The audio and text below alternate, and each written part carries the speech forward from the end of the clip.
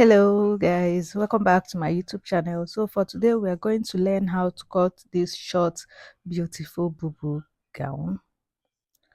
So this boo gown is going to have an inner pocket and is going to have a some kind of a band at the downside and then at the sleeve. So if this is your first time watching my video, please don't forget to give me a thumbs up and subscribe to my channel. So let's dive into it. So first off, like always, we are going to start with our basic bodies. We'll start by marking out our shoulder. The shoulder for this is 15. That is divided by 2 will give us 7.5.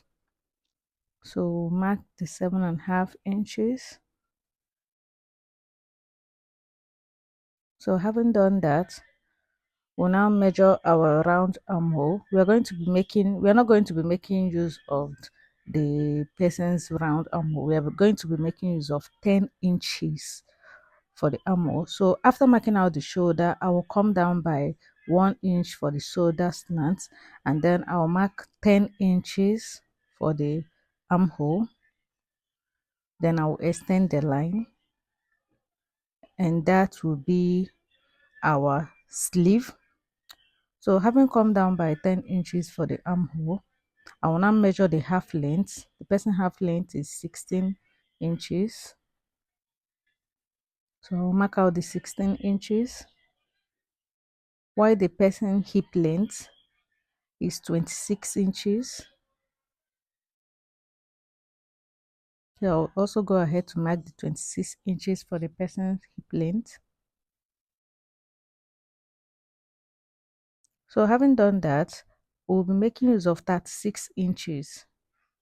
So the total of the full length is 38 inches, but based on the fact that I want to use something else for the down part, for the hemming part, so I'll be making use of 36 inches. So having marked that out, I will just rule out the armhole line so that you'll not be confused with what I'm doing. So I will now go ahead to mark out the round bust. The round bust is 39 inches. So divided by 4, whatever you have, you add extra 2 inches for ease. That 2 inches is for ease. Bear it in mind, not for joining allowance. It's 2 inches for ease. So having done that, we'll go over to our round waist. Round waist is 32 divided by 4 will give us 8. Then we'll add the same 2 inches for ease. We'll also do the same thing at the hip line. The round hip for this is 43 divided by 4 plus 2 inches for ease. So we'll also go ahead and add the 2 inches for ease. And then we'll connect the whole lines. So we're going to make use of our hip length for the full length. So that is why you see me ruling it straight. So connect it back, and then connect it to the sleeve. This cut together sleeve.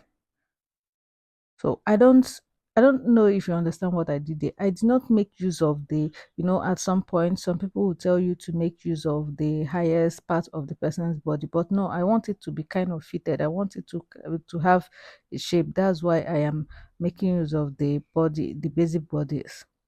So there is some kind, you see, they will tell you make use of the fuller part of the person, make use of the fuller part of the person's body as the body measurement. But no, this particular one, I don't want that kind of thing. So having done that, you have to curve the armhole down to the waistline, to give it a shape. So that will be all for the basic body. So now go ahead to trim. So for this particular style, I will be adding half inches for joining allowance. I don't want it to have excess allowance because the gun is already big as it is, so I don't want it to have any big allowance inside, or so that's why I'm adding half inches. But if you're not comfortable with it, you can still go ahead to add any inches of your choice for the joining. And that will be all for this. It's cut together. I cut the front and back together. It's not going to have zip. It's a boo gown, so I cut the front and the back together, like I said before. So that will be all. I'll go ahead to trim out the shoulder slant. So we'll be adding lining to it. The reason why I want to add lining beads because I want it to have this some sort of firmness. I don't just want it to be, I just don't want it to be a like a feather gown or something like that. I don't know if you understand what I'm saying, but I just want it to have firmness. So for the neck, for the back, we'll first of all cut 1 inches by 3 inches, and then we'll remove the back and then cut out the neck line for the front.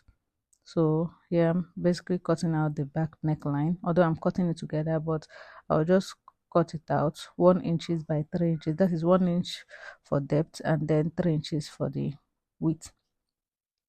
So we'll go ahead to remove the back.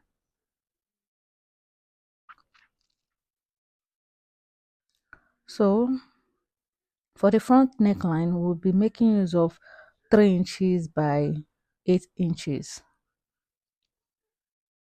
So remember, bearing in mind that we removed 1 inch already, so I'll go ahead and place my tape like this and then mark out 8 inches and then we'll connect.